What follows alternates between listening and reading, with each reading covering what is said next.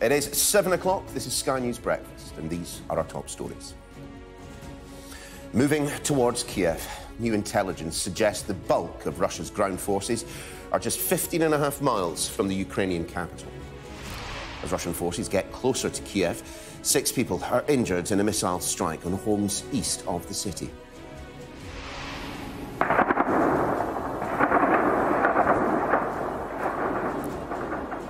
This was the scene as the sun rose over the capital earlier, gunfire and explosions echoing around the city.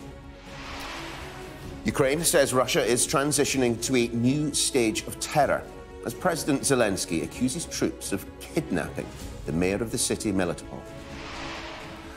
As Ukraine continues to call for a no-fly zone and more help from the West, President Biden issues a stark warning about what that would mean. Just understand, don't kid yourself, no matter what you all say. That's called World War III. Bids for Chelsea Football Club go into extra time, with potential buyers given an extra 3 days to get their offers in after owner Roman Abramovich was sanctioned. And at 1:45, we'll take another look through the papers with the anthropologist Mariana Hotta and the former editor of the Daily Star, Don Neeson.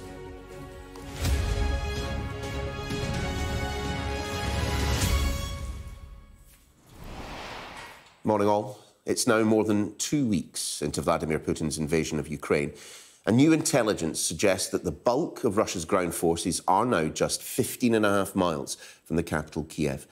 New satellite imagery from US company Maxar suggests that Russian military units are actively firing artillery towards residential areas as they move through towns near the Ukrainian capital. All this, as President Zelensky says, Vladimir Putin is moving to a new stage of terror, accusing Russian forces of kidnapping the mayor of the city, Melitopol. Well, let's take a look at the latest developments this morning. The Ministry of Defence says that Russian ground forces are now 25 kilometres, 15.5 miles from the centre of the capital, as heavy fighting in the northwest of the city continues. The Ukrainian Foreign Ministry has accused Russian forces of kidnapping the mayor of Melitopol. President Zelensky says Putin is transitioning to a new stage of terror. President Zelensky also claims that efforts to deliver aid to the besieged city of Mariupol were again thwarted after Russian troops blocked humanitarian corridors. Ukrainian forces will try again later today to deliver food and medicine. What the Ukrainians want is a no-fly zone, but President Biden has reaffirmed his intention not to impose one, warning a direct confrontation between NATO and Russia is World War III. Sky's Sally Lockwood has our first report. For evidence Russian forces are getting closer to the capital, look no further than these bombed apartments and homes east of Kyiv. 6 people were injured in the strike here. Dozens more have lost simply everything. Newly released images have shown Russian advance on Kyiv once again in the last 24 hours. US satellite company Maxar say they captured troops actively firing artillery towards residential areas. And in what's thought to be the first kidnap of an official, Ukrainian authorities say the mayor of Melitopol has been abducted by Russian troops. This CCTV shows a man being led away by force from the city's registry office. In Melitopol, the invaders captured mayor of the city, Ivana Fledov, a mayor who courageously defends Ukraine and the people of his community. Obviously, this is a sign of weakness of the invaders. They did not find any support on our land, although they counted on it. They have switched to a new stage of terror. While Russia's attacks across the country are widening, the Kremlin has a track record of using chemical weapons, and concern is growing that could be next. When the nerve agent sarin was used against people in Syria, the world watched on in horror, but the West failed to retaliate. Russia repeatedly blamed terror groups for the atrocities, and the UN Security Council has voiced concerns Russia is creating a similar false pretext ahead of a chemical attack in Ukraine. Russia asked the Security Council for today's meeting for the sole purpose of lying and spreading disinformation, and that is exactly what you have heard from the Russian PR this morning. The pressure is now on President Biden to respond, but he has once again ruled out enforcing a no-fly zone. Just understand, and don't kid yourself, no matter what you all say. That's called World War III, okay? The inescapable truth in all this is the West can't protect the Ukrainian people from this pain and suffering, unwilling to confront Russia militarily for fear of a wider war in Europe. It's unclear at what point NATO would step in, but Putin seems hell-bent to test this to its limits. Sally Lockwood, Sky News. And as Russian troops edge ever closer, Kiev has woken up once again to the soundtrack of war.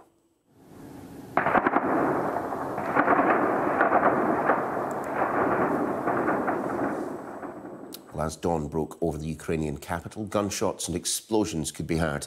Fighting has certainly intensified in the city's suburbs between Ukrainian and Russian forces in recent days.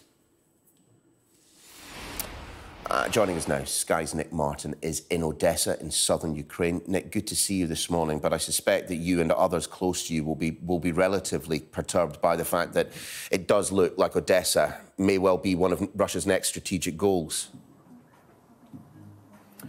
Yeah, good morning, Neil. Odessa is certainly one of Vladimir Putin's key targets. This was once seen as the jewel in the crown of the Soviet Union, and it has been on Vladimir Putin's hit list since this invasion began. It is a key port here on the Black Sea, just at the southwest of the nation, and we know that fighting is drawing ever nearer. In fact, just a couple of hours' drive from here, the other key port city of Mykolaiv was struck by shelling last night. It has been under constant bombardment for the last few days. That is another port city which would allow Vladimir Putin to cut off Ukraine from the sea. Strategically, militarily, economically, it would be part of his big plan, that so-called plan to bring around a new Russia.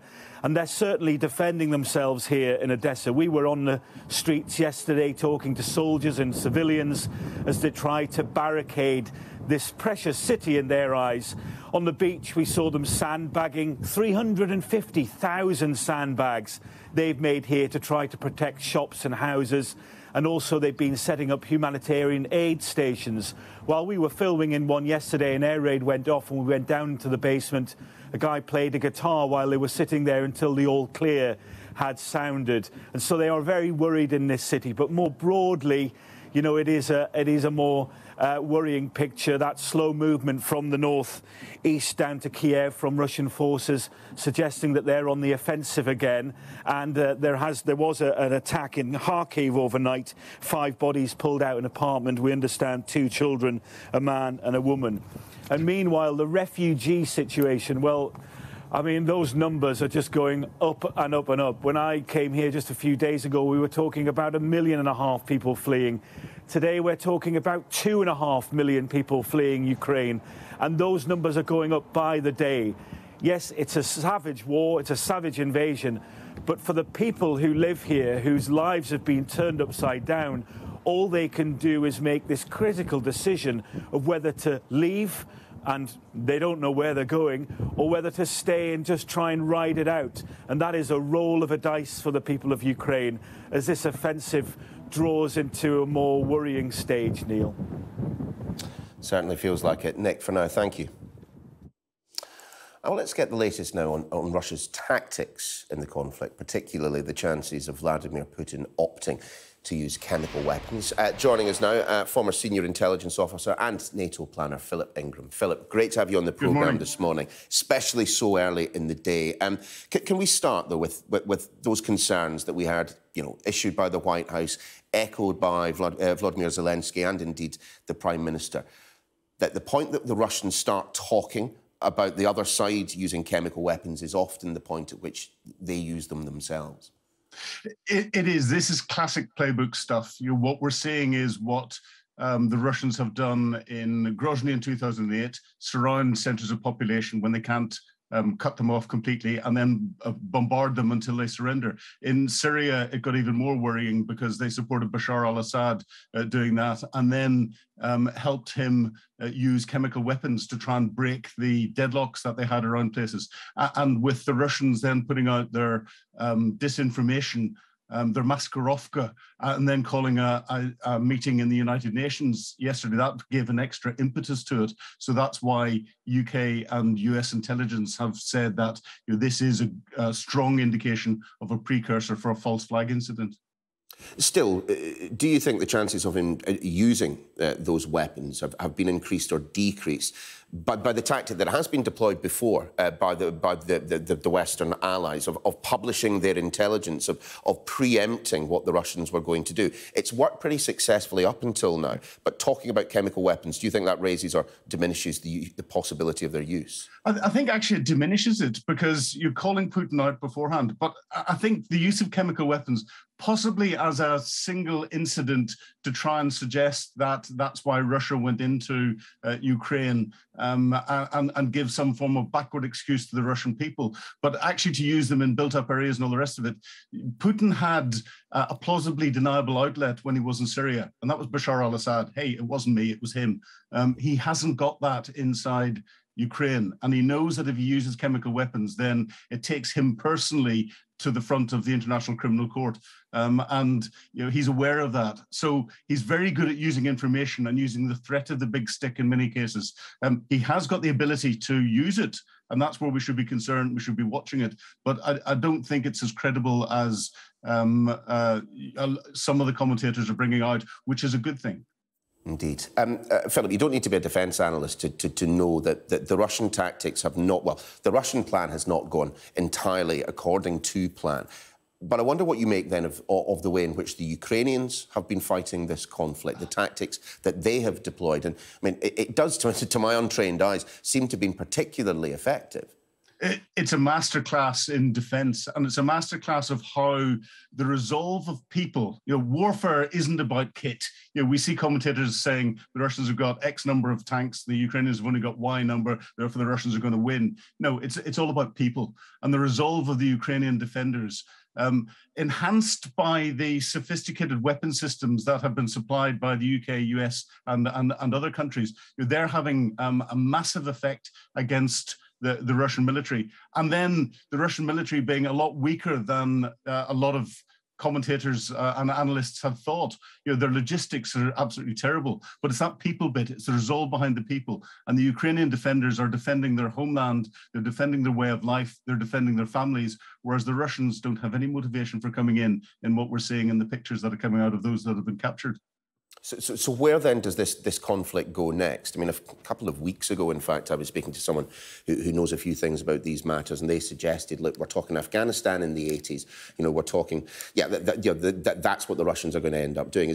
Does that look like the direction of travel? It does. The Russians militarily have been fixed by the Ukrainian defenders. They've got very little space to maneuver. They don't have the logistic support to be able to get them to do things for any sustained period of time. The attack into the north of Kiev seems to have stalled yet again, probably for logistics, and the Russians aren't going to go anywhere. From a strategic perspective, Putin has lost this war, full stop. There's no way, there's no scenario where he can win. Even if he topples the government inside Kiev, the resolve of the Ukrainian people and the resolve of the international community will continue to destroy Russia. So there doesn't seem to be a path which allows him to come out saving face in any way, shape or form. So the only two real solutions are some form of palace coup in Moscow, and we get someone in who's sensible and then sues for peace and helps rebuild Ukraine, or we're in for a long slog. But I think there's very, very tiny green shoots of the Ukrainians possibly getting into a position where they can start to counterattack. And it'll come to a point where they might start to be able to push the Russians out. I don't think they'll ever be able to generate the military mass needed to completely eject them, but they might get under the forefoot a lot more. Finally, Philip, and just kind of on the topic of perhaps, the movement of Vladimir Putin from post, what do you make of those reports that, amongst others, the head of the FSB has been placed under house arrest, that there have been some significant generals that have been removed from post? It doesn't scream of a man who's entirely happy with the way things are going. He's not happy, and you can see that in the change in his body language, the change in the way he's dealing with people. Underneath everything, there is a little man who is absolutely furious. He's a rat that's been pushed into the corner. He's bleeding and hurting because he's been attacked from all sides, and he doesn't know where to turn. As soon as he starts to attack his own inner circle, which seems to be happening, it's the unconfirmed reports at the moment, but that seems to be happening, then there's a greater chance of his inner circle turning against him. That's where we can hope that this will end quickly if that happens. Philip Ingram, great to have you on the programme this morning. Thanks very much for being with us. My pleasure. With Russian troops repositioning and moving ever closer to the centre of Kiev, fighting and shelling is increasing across the country.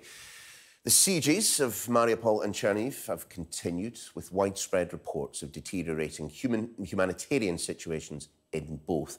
Also, of course, those reports that a psychiatric hospital was hit by a Russian airstrike in Kharkiv. To those have been added fresh targets, the eastern city of Dnipro, along with the towns of Lutsk and Ivano-Frankivsk in the west. And Russian troops appear to be refocusing their advance on Kiev. Our special correspondent Alex Crawford has this report. Russian tanks and other armoured vehicles in an eastern suburb of Kyiv, now abandoned and damaged, but gleefully driven by the Ukrainians who ambushed them and pushed the troops into retreat.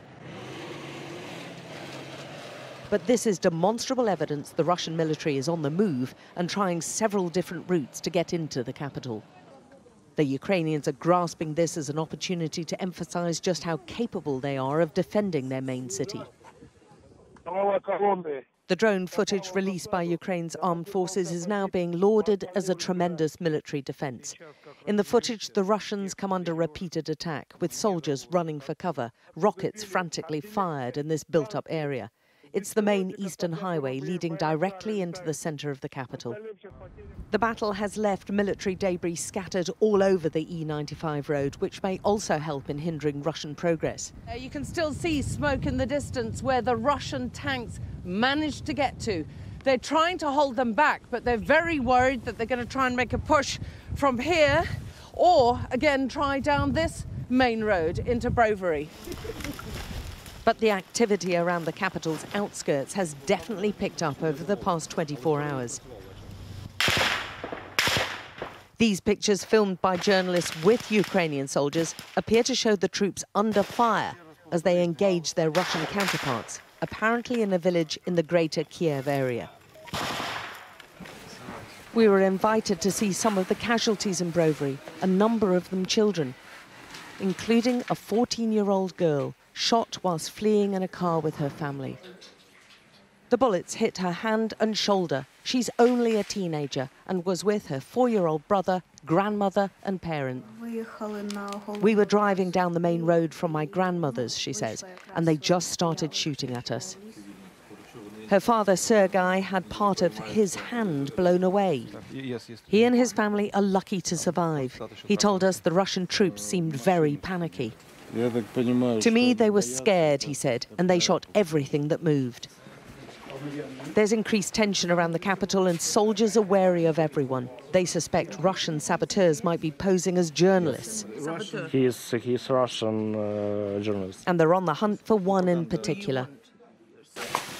The hospital staff are edgy too and have found themselves treating some soldiers, but overwhelmingly their patients are civilian casualties. It's very hard, physically and emotionally, he says, to see young people being crippled and dying for no reason.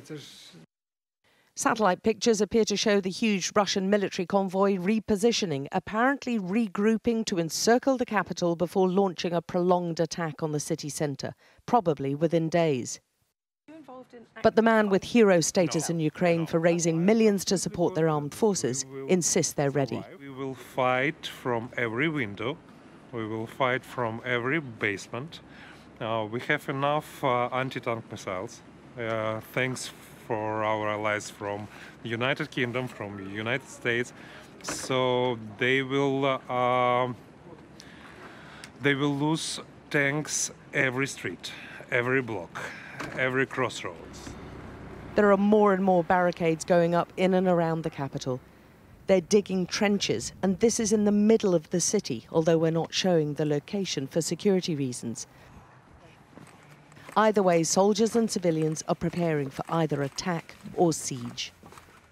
They have created a whole network of these trenches, as much as protection, but also from where they can mount fighting positions. They've been taking on Russian troops around several points on the edges of the capital, but there's a growing expectation that the city is headed into a very grim few days or weeks. Alex Crawford, Sky News, Kiev.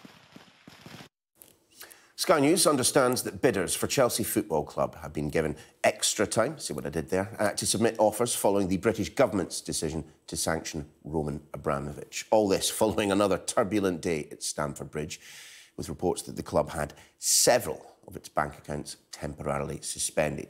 Jackie Beltrão is here to kind of talk us through the latest. And as we were discussing last hour, there are going to be no shortage of interested parties.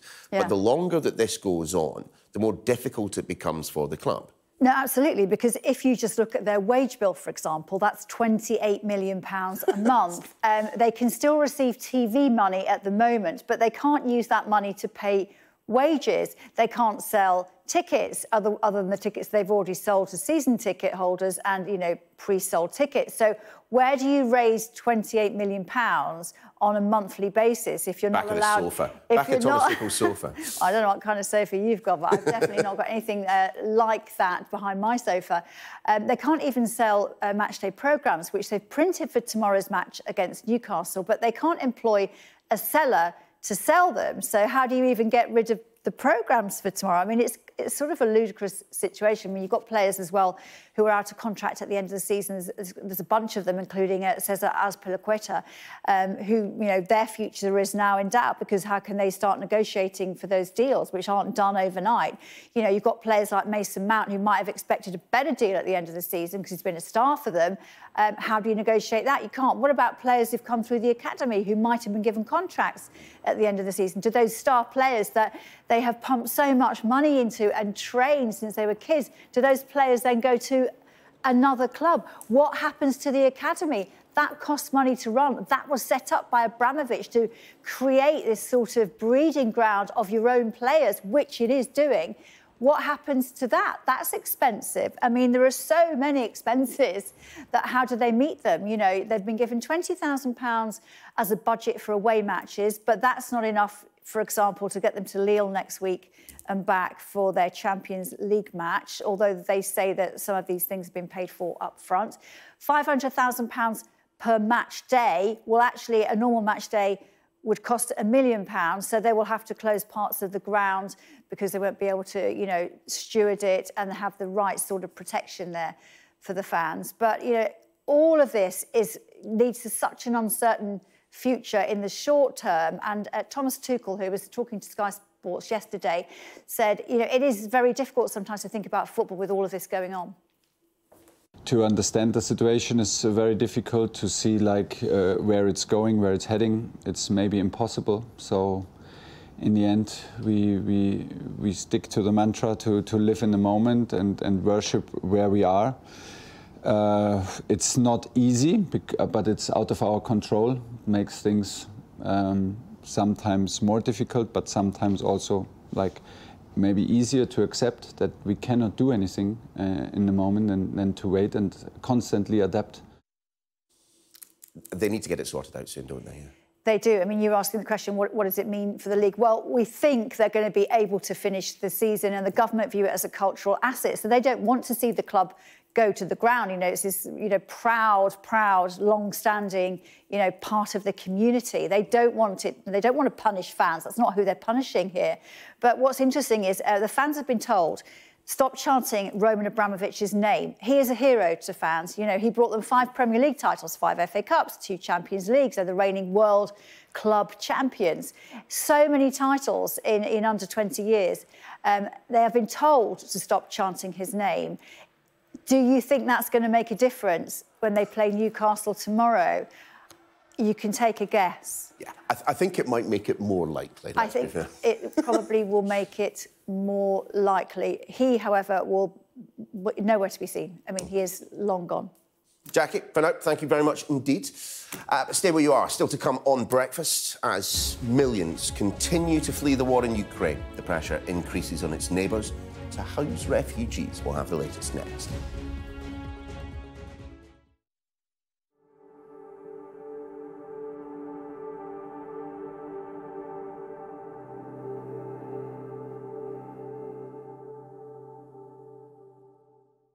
So far, more than 2.5 million people have fled Ukraine since the Russian invasion, an exodus which is contributing to a growing humanitarian crisis both within Ukraine and in its neighbouring countries. One of those, Poland, has seen more than 1.5 million refugees arrive in the past 2 weeks, and the pressure of helping such numbers is starting to be felt by the authorities. From the Polish capital of Warsaw, Sky's Lisa Holland reports. So this is, as I said, this is what we organize temporarily. This is just one of the dozens and dozens of refugee shelters being set up in Warsaw. A welcome camp bed after the bunkers and the bombs and the days of travel. Ukraina, I love you. I love you. They long to be home, but family after family tells of the trauma of escaping war. Yulia struggled to reach Kiev train station with her daughter, who has epilepsy, and her son, who's autistic. What can I say, she says. It was so hard trying to hold my children's hands in case they fell and carry the luggage. Then she reveals 11-year-old Nikita is recovering from an operation after being born with deformed feet. She got here guiding one of her children who's barely able to walk. Others at the shelter need medical help. A young girl is on a drip, dehydrated after the exhaustion of the journey to Poland, now made by 1.5 million people. So the problem now, because so many refugees have come to the Polish capital, and because the authorities are so stretched, they're having to provide more permanent accommodation or bus people to other Polish cities. This refugee crisis is defined as an exodus of women and children. Across the city, there are makeshift nurseries to entertain the youngsters. And women distraught they'd left husbands, brothers and fathers behind in Ukraine. Anna's left her husband in Kiev. She also has to contend with a mother-in-law in Russia who refuses to accept why she's fled to Poland. She said, oh, it's just a little, not big situation. It's just a little. He said, Mom, we had no house. Russians destroy our house. Across Poland, thousands of people who needed no persuasion of the horrors of this war are taking in refugees. English teacher Victor Johnson and his wife offered a home to Marta and her grandchildren. Both of the children's parents are still in Ukraine. I didn't speak to Marta before she came here. She just turned up in the car. And so we met them with high fives and hugs, invited them in, made them feel at home. And that was the most important thing, that they felt safe, secure. We asked Roman how he's settling in, all things considered. Okay. Nice. Just one example of the kindness of strangers in the midst of war. Lisa Holland, Sky News, Warsaw. Well, as the war in Ukraine heads into a third weekend, global companies are continuing to cut their ties with Russia. The latest, the cigarette maker British American Tobacco, which said they would leave the country due to worries about the safety of their employees. Let's get more on this. Charlotte Lomas is in the newsroom and covering the story for us this morning. Good to see you, Charlotte.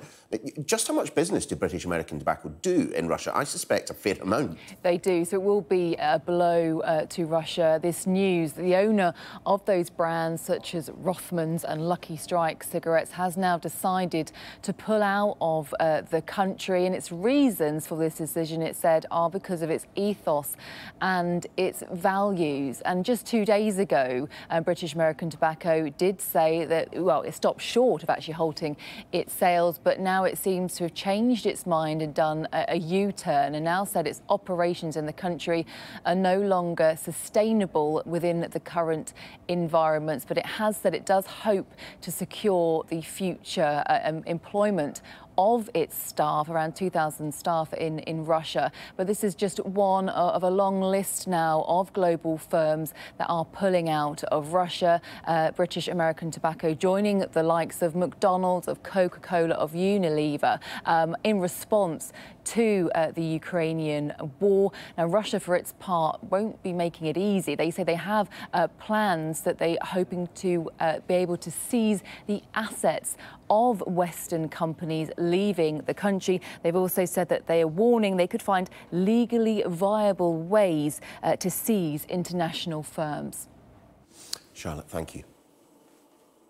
Still to come on Breakfast, we'll be hearing from two women who've been raising money to help black students escape Ukraine after reports that some face racism.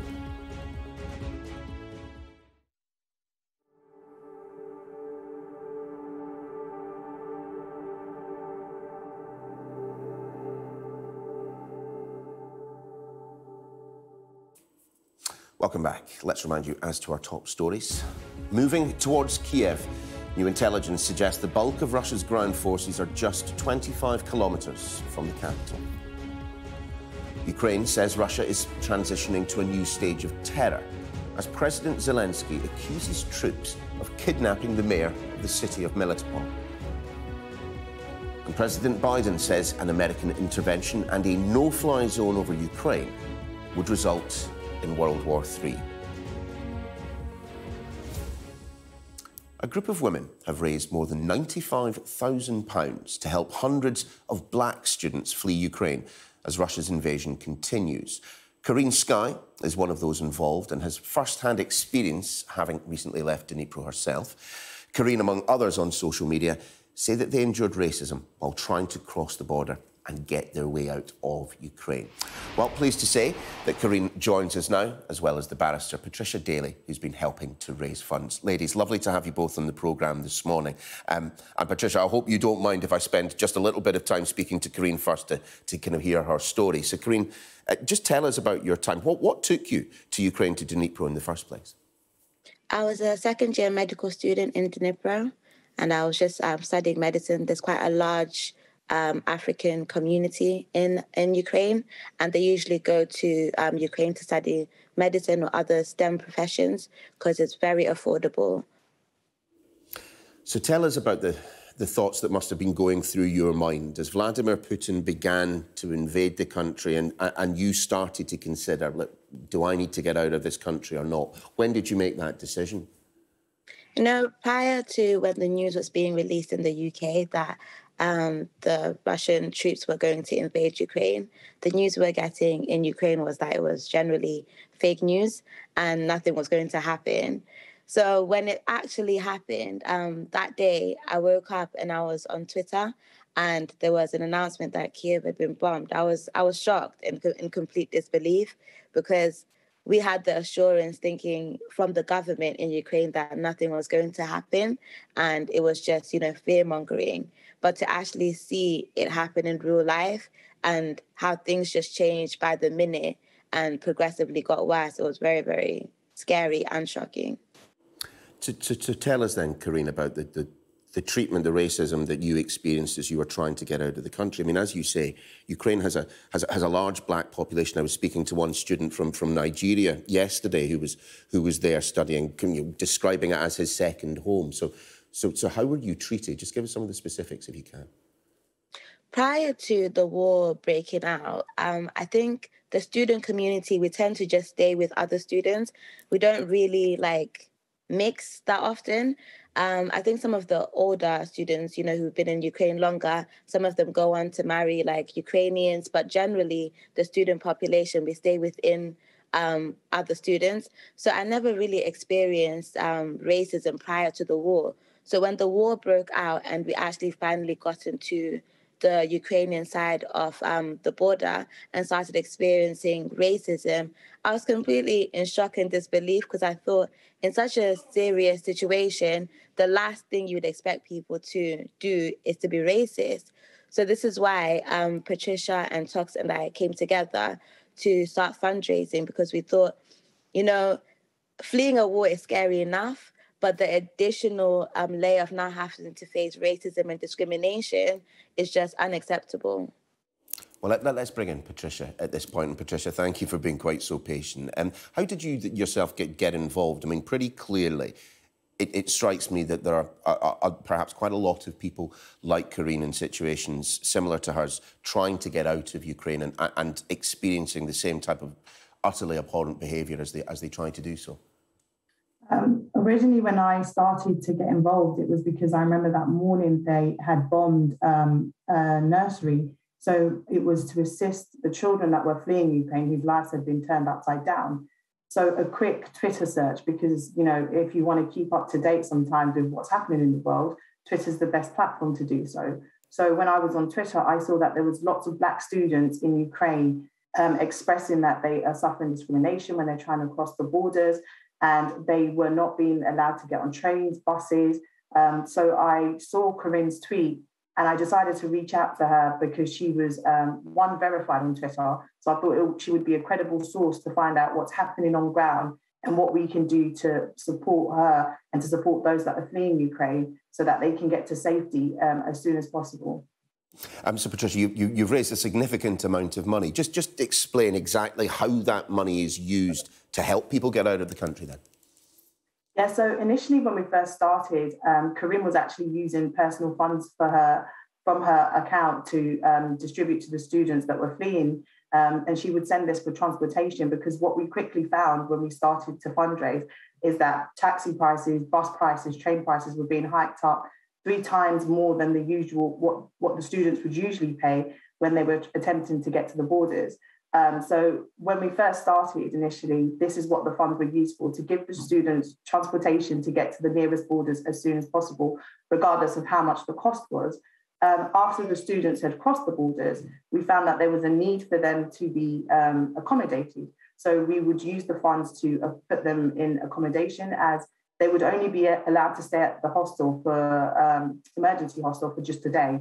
So then we had to now navigate and find a way to accommodate them for longer, so they're able to figure out what their next steps are going to be. So generally, it's been for transportation and accommodation, and now gradually, as we're moving forward and things are settling a little bit for the students, we found that they need food, and some of them have medical needs, such as we had one student who had a family and his son was suffering from sickle cell, and he did not have the funds to buy the usual medication that he would need to stop his son from having a crisis.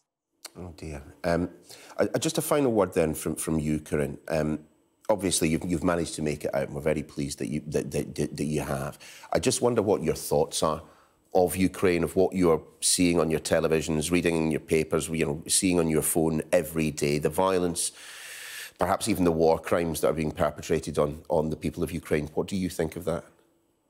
You know, throughout this whole experience, I've just said, when it comes to the politics in relation to war, that's not really my remit. But I just want us to go back to humanity and remember that we're all people at the end of the day. And a crisis like this, we really need to band together and show, you know, we have each other's back and really uplift the spirit of community. So we will continue to do our best to ensure that we can help other people. But I think everybody who's part of the global community, just remember, no matter what, we're all people. Corinne Skye, Patricia Daly, thank you both so much for appearing on the show this morning. Really appreciate your time. As the time just turns 7:45, still to come on the programme, we will be taking another look at the papers with the anthropologist Mariana Hotta and the former editor of the Daily Star, Don Neeson.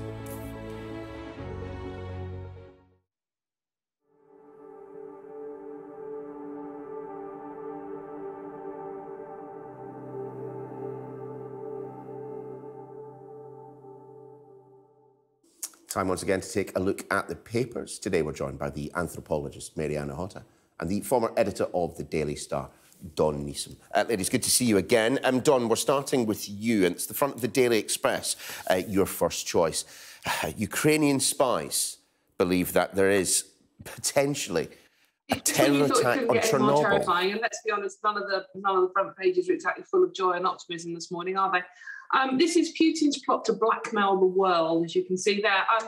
Russia is evidently stockpiling corpses of dead Ukrainian soldiers to plant as evidence of a false flag operation at Chernobyl. This is what Ukrainian officials are claiming. Kyiv's military intelligence are saying that Vladimir Putin planned to release radioactive waste in what would amount to a terrorist attack, basically, and then blame the Ukraine for doing so. The theory is that then the West will be less sympathetic to what the Ukrainians are doing and not send so much help to them. Now, but it's denied on both sides, obviously. I mean, it's counterclaim and claim, and obviously there's an awful lot of propaganda going on. But where we are in Chernobyl, obviously everyone remembers from 1986 the horrors of what happened there. There is no one allowed in now from the Ukrainian side, supposedly, to maintain the nuclear reactors properly. The Russians are supposedly looking after it, but the Ukrainians have been held captive there are saying we have only enough diesel left to keep the containment of the nuclear reactor safe for 48 hours. And you know what, Neil, the whole thing with this, I mean, I'm of an age where I can remember sort of like, growing up with the nuclear threat hanging over us and being told at school that don't worry, if the nuclear sirens went off, we'd have time to get home to be with our parents, and then to prop a door up against a wall so you were safe from nuclear attack. And I think the reason this war is playing so horrifically with all of us in Europe is the nuclear threat that hangs over it. I mean, as Marianne said earlier on, I mean, this is where we used to go on holiday. This was 2.5 flight away from the UK. And the whole nuclear threat in Europe is what we are terrified of. And this is what Putin and the Kremlin are relying on, that we are so terrified of this happening that we are going to literally let him carry on invading the Ukraine without doing anything to us. Miriam, my list is slightly dodgy, but you've got a story in the FT. I just can't work out which one it is, G7 or Jets. Well, we can talk about the G7. So the G7 have agreed to break off trade ties with Russia. So Russia won't be able to, I mean, not that they in the past 3 weeks have been being able to complete business as usual, but this really cements it.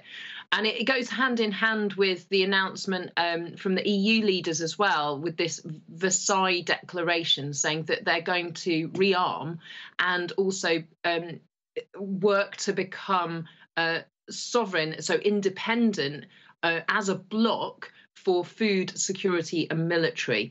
And so and energy as well, of course, because I think one of the other things that this conflict has really writ clear in our minds is how interconnected and how interdependent we are, and how much as we'd love to turn off the taps and stop the ships bringing Russian liquid petroleum gas and oil and those pipelines that crisscross the European sort of landmass, it's incredibly hard to, and you can't do it overnight. And it means that we're still paying Russia money, even though we condemn what they're doing.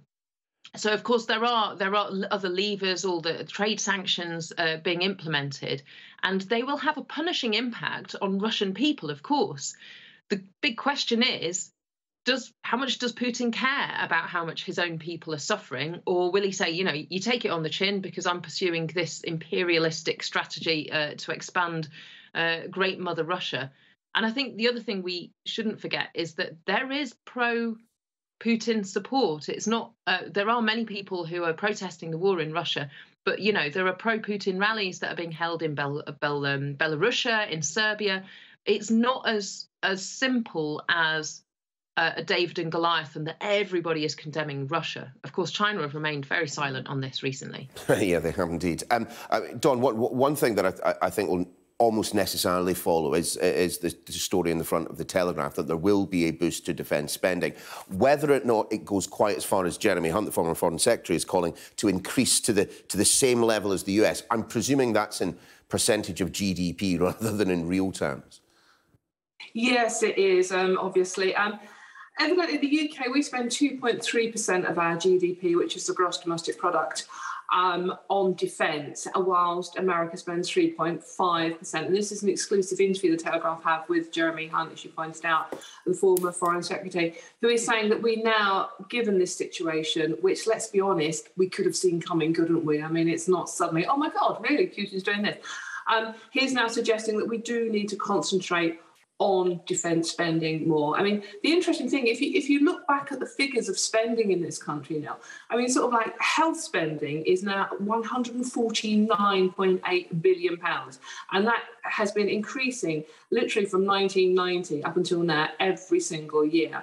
Meanwhile, defence has actually gone down every single year. We are now spending £41.2 billion on defence, which sounds an awful lot, but in the great scheme of things, it absolutely isn't. And it's like, you know, Trump was very, very vocal when he was president about NATO's defence spending and very critical of it. And Jeremy Hunt is actually saying that, you know, OK, he might have been putting it, you know, Trump might have been putting it in a very obvious way, but he had a point.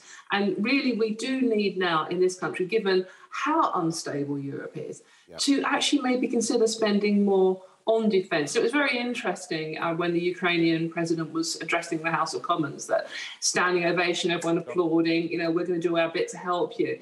Some of the hypocrisy going on there, given the vast majority of our MPs have actually voted against increasing defence spending. We're going to have to leave it there. It's like, I'm so sorry, we're going to have to leave it there. Mary-Anne, do bring back your story for the next hour of Russia accusing the US of plotting to use birds to spread pathogens. Mary-Anne, Don, we'll see you shortly. But after the break, we, of course, have the very latest as the Russian forces continue that slow advance on Kiev.